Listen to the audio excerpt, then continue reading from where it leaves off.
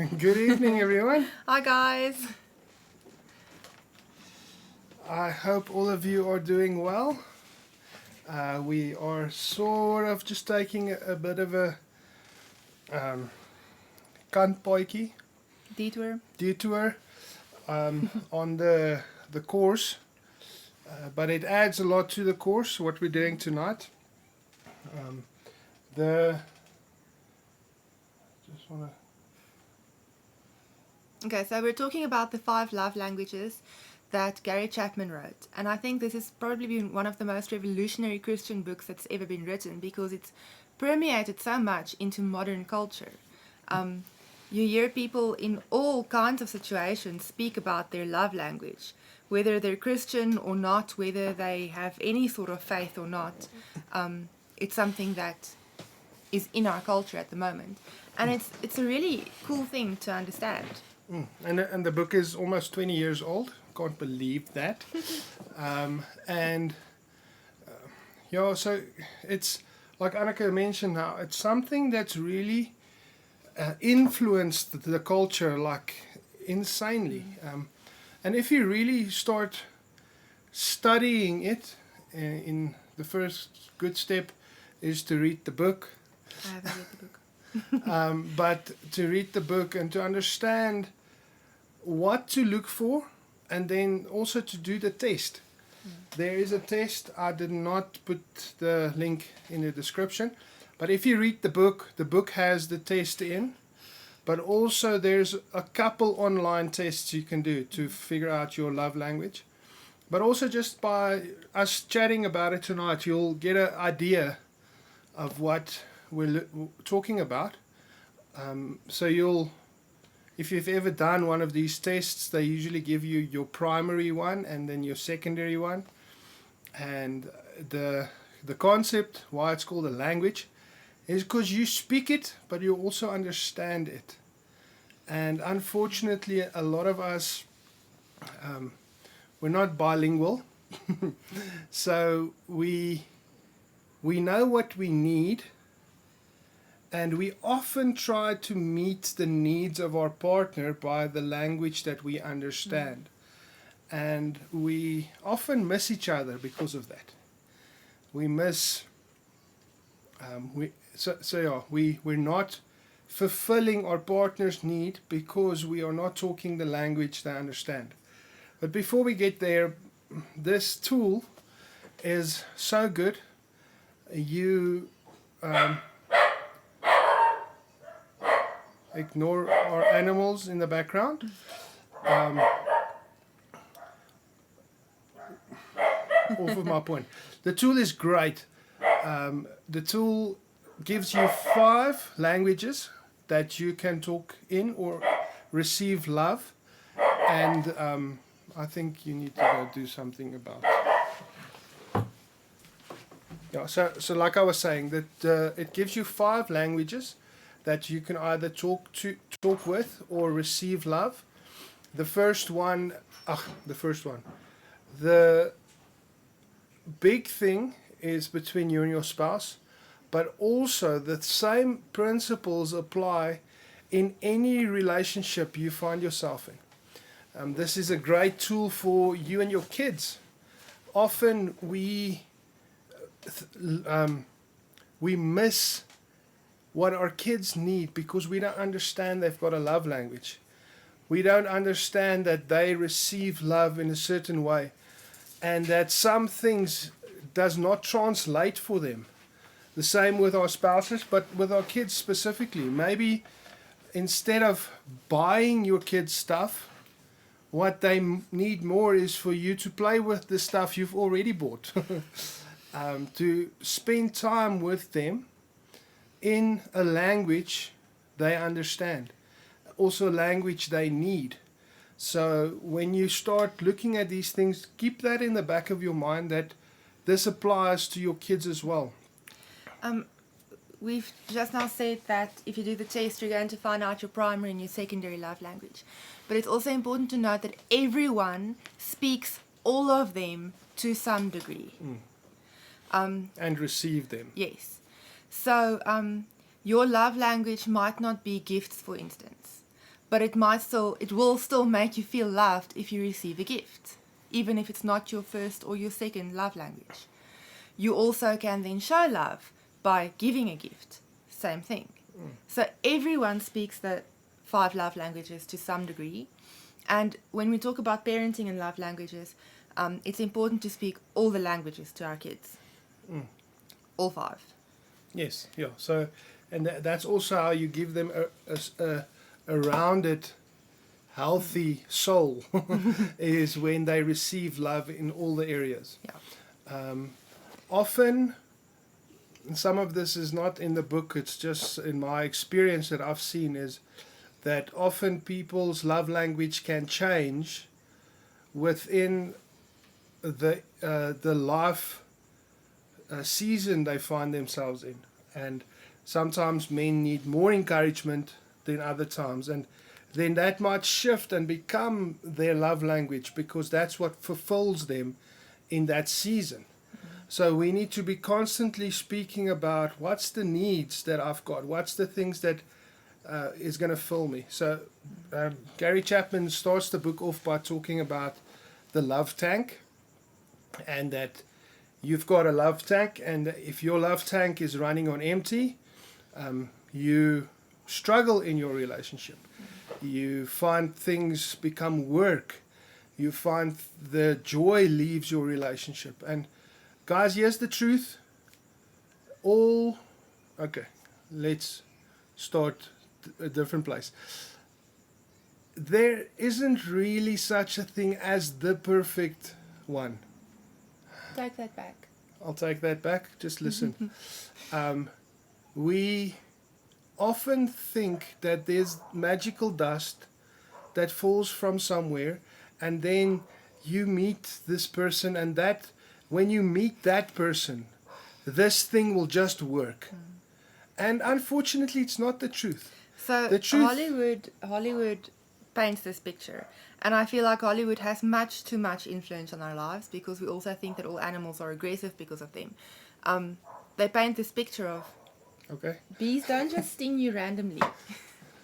They paint a picture of the princess and the prince, and they fall in love, and it's just happily ever after. And that's not real life. Real life isn't a fairy tale. We have this expectation because, especially as girls, we grow up reading fairy tales or being told fairy tales, and we grow up thinking that we have to meet our prince. Our prince is on his white horse, coming to say, Daniel's scared of horses. Yeah, okay. I'm scared of horses. There's no white horse in this scenario. Where I was going, that our tanks run out. Life tends to push us. Pressure happens. There's requirements. There's stuff that happens, and our love tanks run out. And we need to communicate, communicate when it runs out and when it's running on empty, so that we can be proactive to work with each other. And in no way am I saying this is easy. That's why we bring it in. It's a skill, it's a tool, it's something that needs to be worked on, developed, studied, and some creativity that needs to be added. Honestly, men, I struggle with this. So don't in one moment think that we're talking about from a place of perfection. We're talking from a place we know this stuff works. That's why we're bringing it. I'll give you a moment. What I wanted to say. Okay. Okay, no. If you are like newly in love or newly married, then you're probably still feeling the butterflies and everything's super exciting, everything's new. It's all these new experiences and it's just amazing. But as time goes by and as you are married longer, those feelings tend to fade. I don't think anyone can say that they've been married for, I think, even 5 years and say that they still have butterflies. That's a physical reaction, that's chemicals. It's God's way of making sure that we marry. Because and then the work starts. So just because you're not feeling the butterflies anymore doesn't mean that you can't still be in love. You just need to work at it a bit harder. And that's where the 5 love languages come in. Yes. And I think it's something people are often scared of. Like, oh, I don't want to fall out of love with my spouse. But then don't. So I'm not sure where I heard this story. It might be in the book, or it might be somebody that shared it, but so wherever, it's not mine, at least. So what happened was this counselor saw this guy, and their marriage was at the end. It was like the marriage was, the guy was actually seeing the counselor because he was, I don't know what to do anymore. And they were, the counselor said, oh, let's just go for a walk and we'll talk. And as they were walking, the counselor was listening to him. And as they were walking, he realized that this guy does not know how to speak his wife's love language. And he could pick up, and because of the fact that he understood the love languages, he could identify this guy's love language, and that this guy's love language, wife's love language, was gifts. And so what this counselor did is he saw this little rock in this little, it was like a round rock, Pebble. a pebble. He picked up the pebble, took a Cokie pen, and he just wrote on it, I love you. And he said to this guy, he says, take the rock and give it to your wife. Let's just see. And a week later, the guy gets back to him. He said to him, you know what? If you told me before that that rock would improve my sex life that much, I would have bought a bag full of rocks years back. And the illustration of that's so beautiful here is that it took a little pebble with some words on it, and it opened up the language that his wife understood. That they were speaking past each other for so many years that she was running on empty. And as simple image as that little pebble, like, saved their marriage. Okay, so the 5 love languages. The first one is words of affirmation, then quality time, receiving gifts, acts of service, and physical touch. Okay, so let's quickly summarize them. Words of affirmation is literally just compliments. Give your spouse verbal compliments. Things like, oh, you look nice in those jeans. Those jeans don't make you look fat. No, don't even say that. That's a trick question. No, jokes. Verbal compliments. Things like, I like the way you speak. Your food tastes amazing. Thank you. Things like that. Yeah, I'm and bad then at that. also, it's encouraging. Yes. It's also a form of encouragement. So it would be, you are really good with people, and you make life better for people. And it's amazing when you do your job, you are so passionate in that area, because words of affirmation, it affirms that person's identity and it builds them up. So it's a great tool to build up. And so can I just be a pastor quickly? If you want to operate in the prophetic gifting, start operating in this language, because that's where prophecy is born. It's when you start just encouraging, affirming people, God starts showing you prophetically stuff for their lives. So it's not just for the love language, but your spiritual gifts will also be developed as you speak love to other people. Okay, so what's very important with words of affirmation is be careful about your tone, because your words can say one thing and your tone can actually say the complete opposite. So when you speak to your spouse, watch how you say things. Personally, I believe that like 90% of conflict is about how we say things and not what we say. So just in general, be careful about how you say things. Okay. Right. The second one is quality time. Am I right? Yes, quality time. Okay. So quality time is the time that you spend with your spouse. Not difficult. So things like common interests, going to the movies together, cooking together. Little caveat there. Movies is not quality time for everyone. Yeah. Okay. Quality time movies would be if both of you enjoy a certain genre and there's conversation birthed out of that specific movie. Which was my next point. Quality Okay. time is spending time with your partner, having conversations. Yes. It's not just okay. It's actual conversations that you're supposed to be having. So illustration. I slept through all the Harry Potters. Anneke slept through all the Fast and Was the Furiouses. best naps that I've ever taken. And so just points like those movies did not do our relationship any good. It made our rest good, but did nothing for our marriage. On the flip side, if we, for instance, we also don't watch a lot of series together, but when we do, it's usually psychological thriller things, and it's usually academic. Is that the right term? But it's stimulating stuff. So it's also stuff that we talk about. Often we pause the thing we're watching and we have a conversation. Which is probably why we don't watch it so often, because we never have time. And also we never finish anything together because it just takes... Because you watch it while I'm at work. Okay, so with words of affirmation, the important thing is what you speak.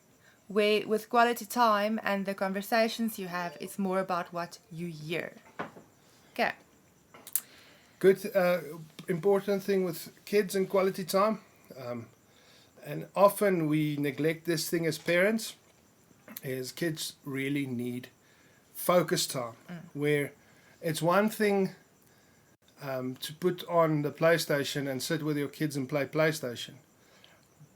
And it's a total another thing of taking 15 minutes and intentionally making sure you're focusing on them.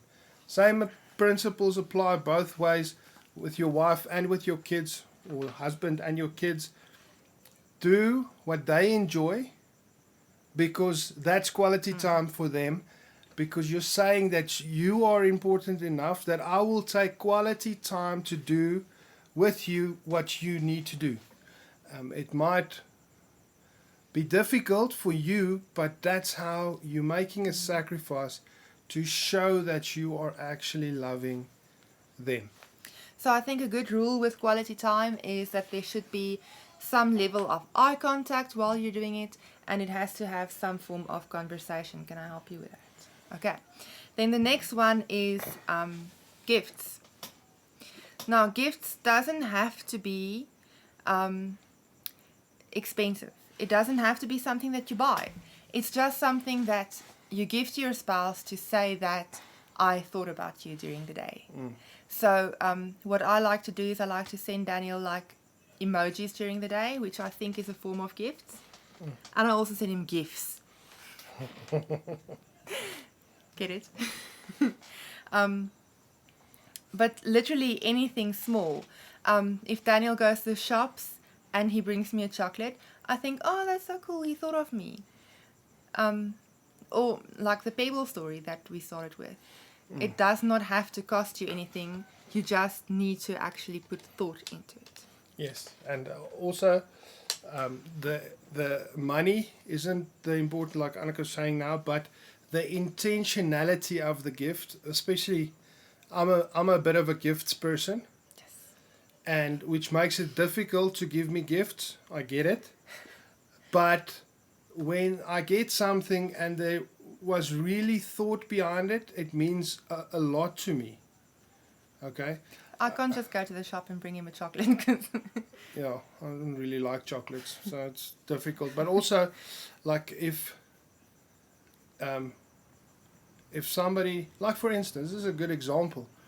Anneke bought me socks on Christmas, I think. it was Father's Day. Father's Day. It was Father's Day. But the like any other pair of socks would have like really would have been insulting, but there was guitars on the socks. It was rock and roll socks. So it speaks to who I am, and I mean that was a thoughtful showing love because of who I am gift.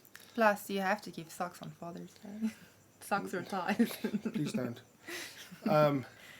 Just something I want to add here. Love language can also become abuse for 3 reasons. The first one is when you use a person's love language to manipulate.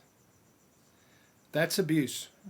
When you withhold somebody's love language because you're punishing them, that's simply just evil. And that's just evil. And that's a good way to end your relationship. And the third one, how it becomes abuse, is can't remember.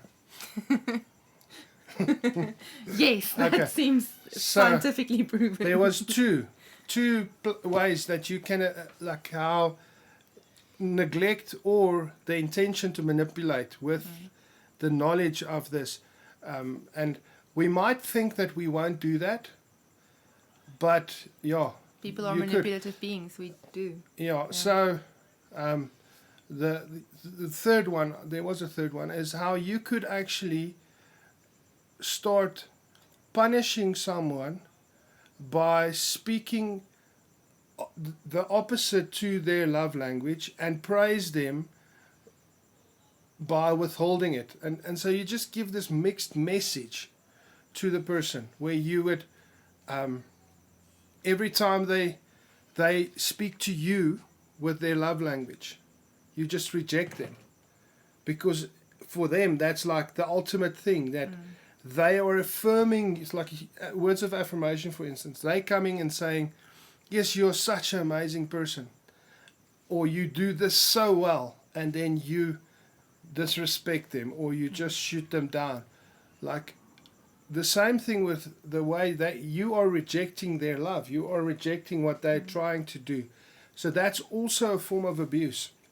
So I feel like the age-old rule of don't do unto others what you don't want to be done unto yourself.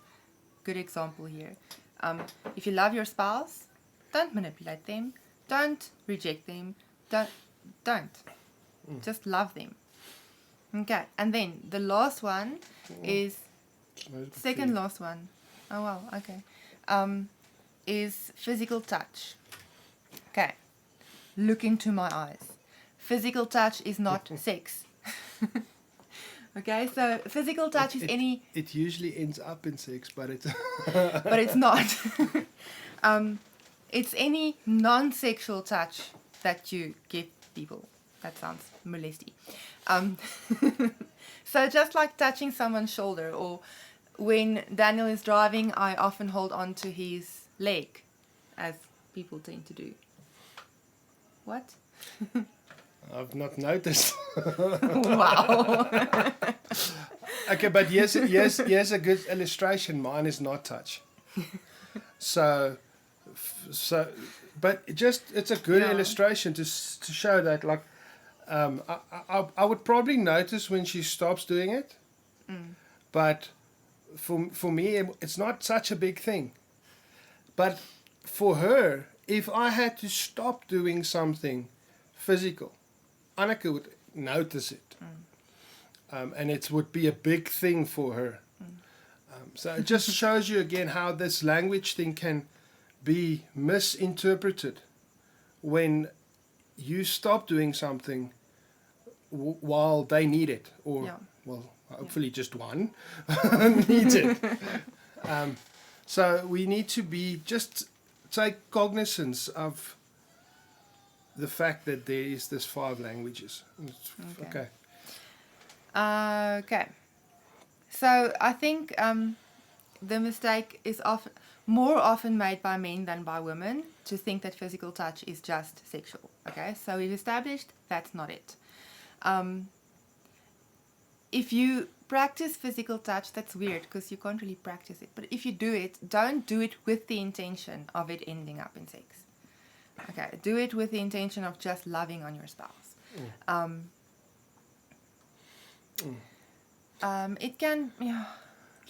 So something like what Annika said about practicing, it for some of us there is some form of practicing certain things. If you've never been much of an encourager, you need to learn to encourage. That's you true. need to, and here's something that's really difficult, especially if you've been married for 5, 6, 10. I've lately seen people that's been married for 30 years, and there's so many bad habits that to change things now feels wrong, and it feels fake, and it feels I need to start doing something new now. And so I was listening to this other guy talking about how he really struggled to do emotional things with his wife.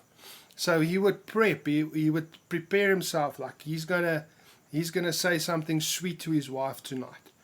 And he would, like the whole day, he'd write down exactly what he's gonna say, and then he would just prep himself, have AC/DC in his ears, and just Yeah. and he says, and then he'd get at home that night when she's in the kitchen, quickly go in, say it to her, and run away. And I mean that's sweet in itself, but he's working on what his weakness is, and I applaud him. I'm like, yeah, man, it's awesome because you understand your wife needs something, and you're fulfilling that need. You are manning up, even if it's difficult, it's unnatural, you don't know how to do this. You are doing what's necessary because your wife and your family needs it. I think that's awesome. Yeah. Okay, and the last one is acts of service. Am I right? Yes. Because I can't find it in the notes. So acts of service is, again, small things that you do just because you love your partner. So things like making them coffee without them having to ask, washing the dishes, washing the car, folding the laundry. It doesn't have to be chores, but it often, I think, does end up being chores. But yes, small things that you do to show your spouse that you love them. Yes. Okay. Questions? Okay, so this is a good way to determine what your love language is. Let's first go to the one that determines what your love language is. So you can ask yourself, what does your spouse do or fail to do that hurts you most deeply? Okay, the opposite of what hurts you the most is most likely your love language. What? Wait a second. Okay. Guys, if you're watching this together, do not use this as a weapon to attack your spouse tonight. If you feel this and you feel hurt, let's love talk. Let's bring this to your spouse in a controlled, following the rules of love talking, so that you communicate your need in a way that does not attack. Yes. It makes sense. Yeah. That we don't want to pick a fight with this.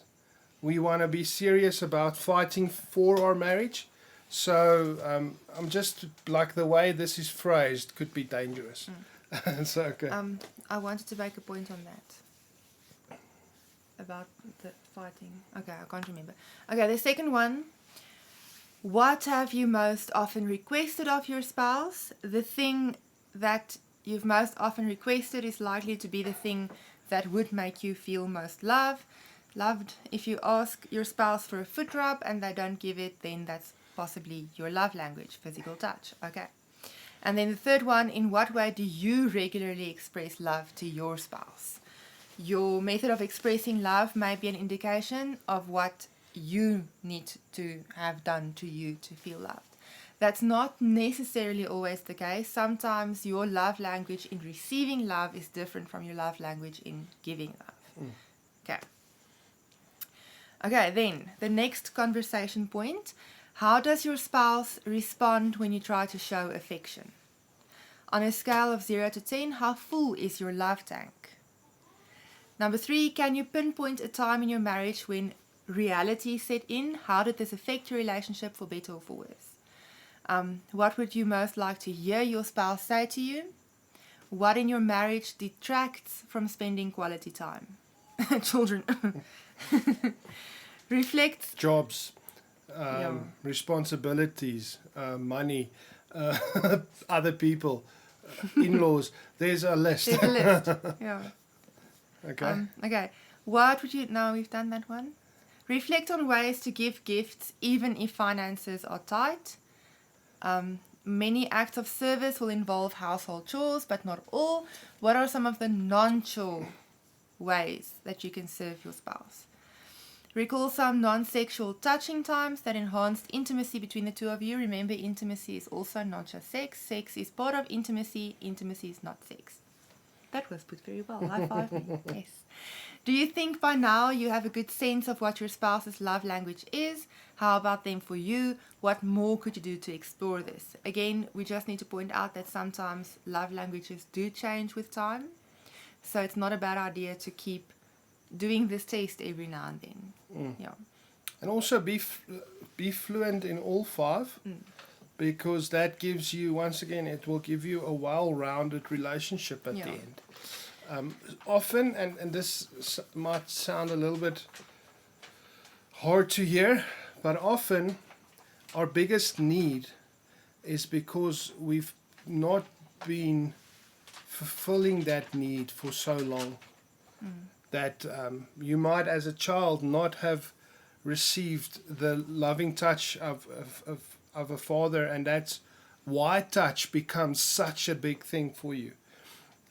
So, and not just, this is not a rule, it's just sometimes it could be that. And so there is, it might even be that there's a area in your life that is lacking, and that's why this one jumps out at you.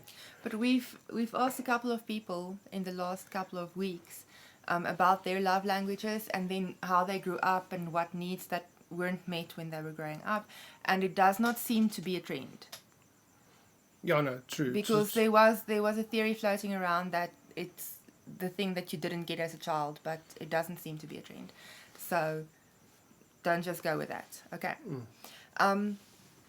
A key thought of speaking your mate's love language is whether or not it's natural for you to do. Think about why is it so fundamental for your marriage to then speak your spouse's love language. And then the last question here, what does your spouse do to make you feel more significant? How about what you do for them? And that is love languages. We did it in a little bit more than half an hour. Guys, I would really encourage you to go read the book. I wanted you to find the book. But the cover is in the title, or in the thumbnail of the tonight's video. I'm still looking. I'm sorry. I'm still looking. But here's the singles edition, and here's the love languages of God. They have really covered this quite well. There's Love is a Verb, also by Gary Chapman. Okay, I've got a couple of his books, but if you can get hold of the book is available in audio as well. You can really make time and study the book. There's a whole bunch of videos on YouTube that goes deep into the topic. This is a great tool. If you apply these principles, it is life-changing. It will really build up your marriage. These things work in the workplace. It works with family. It works with your friends. It's an amazing tool when you start really understanding this, understanding how to receive and to share love. I think quickly, just a side note, I think you did touch on it in the beginning, but if your spouse is showing you love in one way, try to show it back, even if it feels unnatural. For instance, if you give gifts and that's your thing, you are a gift giver, and your spouse goes, "Oh, thanks," it's kind of not going to help you to do that again, right? It doesn't motivate or encourage you to give a gift again. So if that's the case, then try and at least just show some enthusiasm towards what they were trying to do.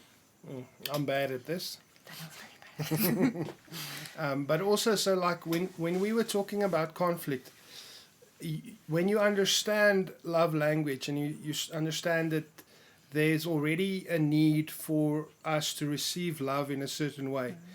Like when, for instance, say your wife, one of her ways of speaking love is acts of service, and you keep on dumping your dirty laundry everywhere, or you keep on disrespecting what she's done for you, you are actually saying that I don't receive your love. Yeah. I do not see this as love. So like you are actually talking against the love she's trying to show you. Another example would be, I had another example. So I cook food every night because I really want to feed my family, and I try to do the best job that I can. And then, oh, thanks. Or, oh no, I'm not hungry. It kind of hurts. No, I'm not saying you. I make you say thank you. It's good. Because it was an act of kindness, and then it's not really reciprocated. Yes. And then also like when, back to communication, like for instance, personally, I hate garden work. Like really, I do not enjoy it, and every moment I have to do it is because I do it for my family. Only reason. And for me, that's the only motivation to actually do it. So I would often, if I cut down a tree, I'll say to Anneke, did you see? Did you see? And I'd be like, why did you take out the tree? Because I hate it. I hate all of it. I would take out everything and pave it. Point is, we might need to do that. Yeah. And say, Have you I did that. Did you see? I loved you. Do you feel I'm touching you? The other thing is that you need to understand that your I lost it. It just went away now. What did I want to say there? Probably wasn't that important. But remember, love languages comes from a place of need. We need to communicate that need, understand where our spouses come from. Look at these 5 things. Look at the 5 love languages. I'll put these notes in the resources again. Guys, get the book. Go watch videos. I know not everyone's readers, so go watch videos. Or get the audiobook. Get the audiobook. Go Audible, check out. Audible is a good resource. Yeah, go check out Gary Chapman. He's got a whole bunch of videos on YouTube available. Just learn. Become better to understand you can be better.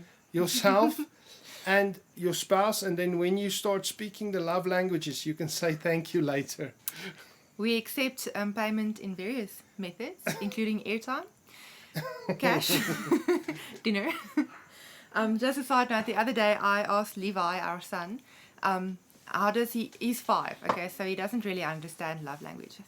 I asked him, how does he feel that I love him the most? What do I do that makes him feel that I love him? So I named a couple of things that like includes all the 5 love languages. And eventually, after thinking a little bit, he says, when you read me a book. And I was like, cool, okay. So I've been thinking for a while that his primary love language is quality time. And that kind of just affirmed it for me. So yes, we spend quality time with him because that's his most Need. favorable. Primary. Thank you. His primary love language. But we still also buy him gifts. We buy him sweets. He's so spoiled. We do things for him, like help him get dressed in the morning. That's the thing that he loves. The help with the getting dressed. What's the other one? Affirmation. We tell him how awesome he is. If you ask him if he knows he's cute, he'll say yes. So it's just, I think, a good example of how to practice all 5, even though they still focus on one. So here's one thing, last thing for tonight, especially for the men only, that guys, please, if I hear another guy say this, I'm going to smack you. You guys usually say this stupid thing, and if it's a joke, it's fine, but it's not really funny. That if I don't tell my wife I love her constantly, because if something changes, I'll let you know. And yes, it's a joke maybe, but it's a stupid joke. We need to constantly be saying, showing, doing love, so that we keep each other healthy, so that we keep our souls healthy, and that is how we fight for each other. Yeah. So that's how we fight for our marriage. I want to just second that. If I hear someone say it after Daniel smacked you, I'm going to smack you as well. And mine might be worse. Okay. She's a teacher. Okay, good stuff, guys. Thanks for joining us tonight. Have a good one. I'm going to pray for us, and then we'll end this session.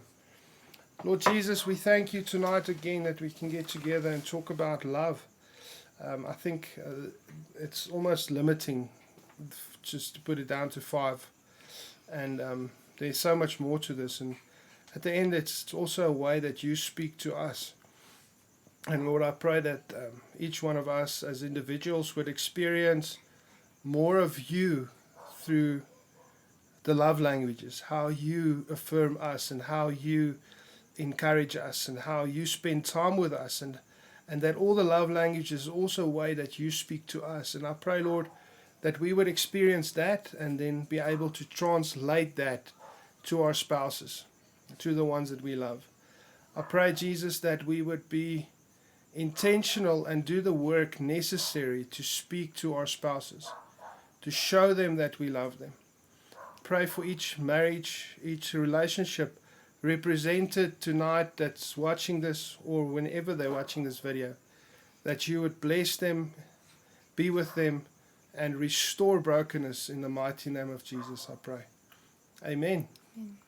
Awesome, guys. Have an awesome night, and we will catch you next week. Next week we'll be back on track with the course. Am I right? Yes. Yes. We will be moving to Tuesday nights. Okay. From next week. So, sorry, guys, this is jumped on you. But we will move this to Tuesday nights because we are going back to Misho groups. Our Misho groups is our home groups setup. So from next week, unfortunately, we will be on Tuesdays, but you are welcome Tuesdays. Yeah. You can always live stream it again on Wednesday if it's going to mess with your routine. Yeah. Catch you next week, Tuesday then. Cool. Have a good one. Bye, guys. Bye. Cheers.